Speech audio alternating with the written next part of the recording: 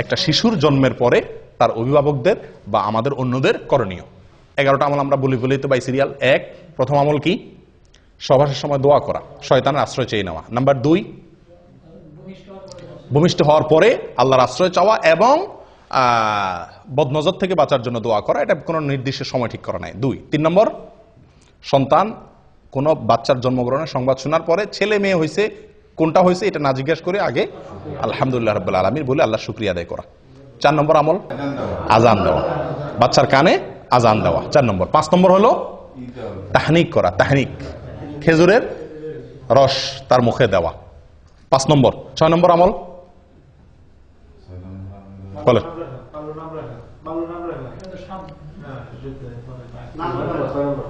6 নম্বর হলো সুন্দর নাম রাখা।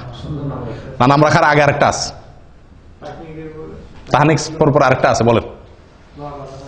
হ্যাঁ, বাবার জন্য দোয়া করা, বাবা শিশুর জন্য কি করা? দোয়া করা, বরকতের কল্যাণে দোয়া করা। কয় নম্বর গেল? 6 নম্বর। 7 নম্বর হলো সুন্দর একটা নাম রাখা, অর্থবহ একটা ভালো নাম রাখা। 8 নম্বর হলো সুন্নত পদ্ধতিতে সঠিকভাবে ভালোভাবে আকিকা করা। 9 নম্বর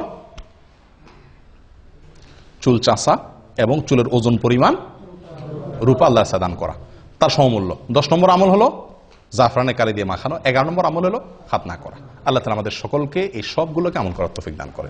জাযাকুমুল্লাহ ওয়া আখিরু দাওয়ানা আনিল হামদুলিল্লাহি রাব্বিল আলামিন।